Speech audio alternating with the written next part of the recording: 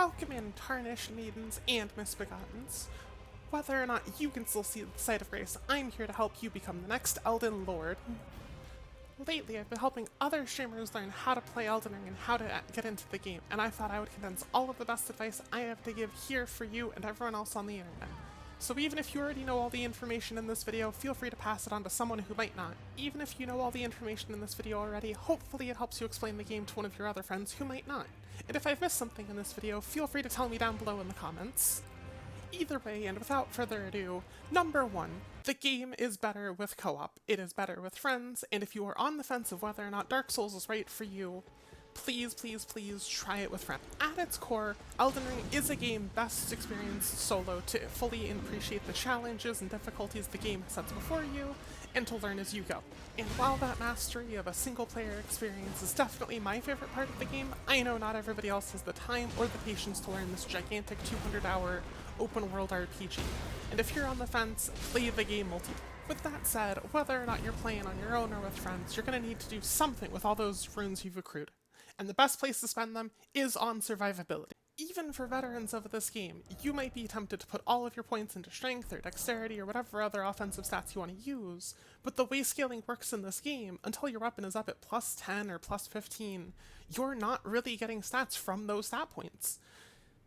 Even at higher upgrade levels, you're only seeing a return of 20% more damage instead of the 15 or 10% you would see with weaker weapons, whereas with additional health, you could nearly triple your max HP immediately in the beginning of the game.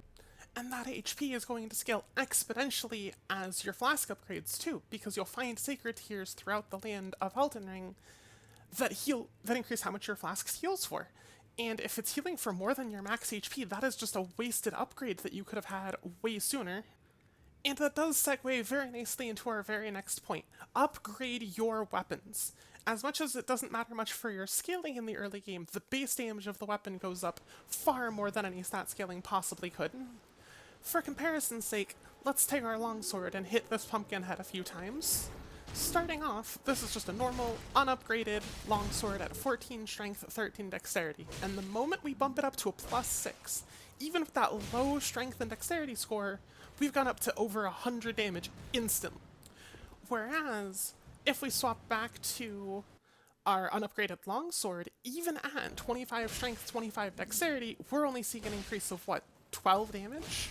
Even two-handed, we cannot break the barrier of the plus 6 longsword. So you've upgraded your weapon to plus 6, now what? Well, now we're going to sneak our way into the beginning of the game, go grab ourselves the map, and grab ourselves one of the most important items in the game. The Iron, Whetblade, and Whetstone, which allows us to apply various different Ashes of War to any of the weapons we come across. So we can take our favorite weapon and put a wide variety of unique skills onto it.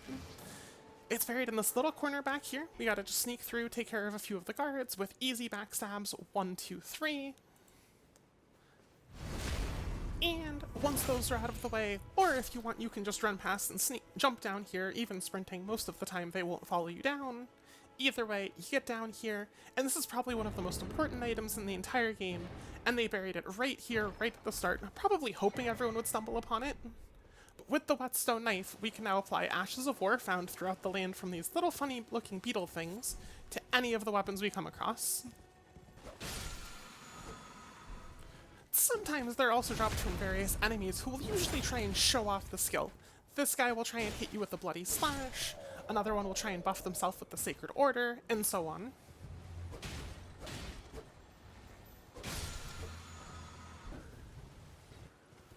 Once you've found one that suits your playstyle, you can quickly apply it to your weapon. Some of them buff you, some of them deal increased damage, and most of them change what type of damage your weapon deals, either adding poison to it, sacred to it, or other status effects or elemental types of damage.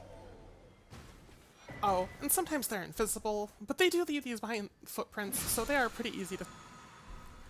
And now for the hottest take of the video, shields are a fantastic learning crutch. They are not perfect in every boss fight, and they should not be relied upon heavily, which is a large mistake many new players make, but there's nothing wrong with using shields tactfully and intelligently. I personally don't use shields often out of habit from previous Dark Souls games, but they have a very fantastic place, especially for learning.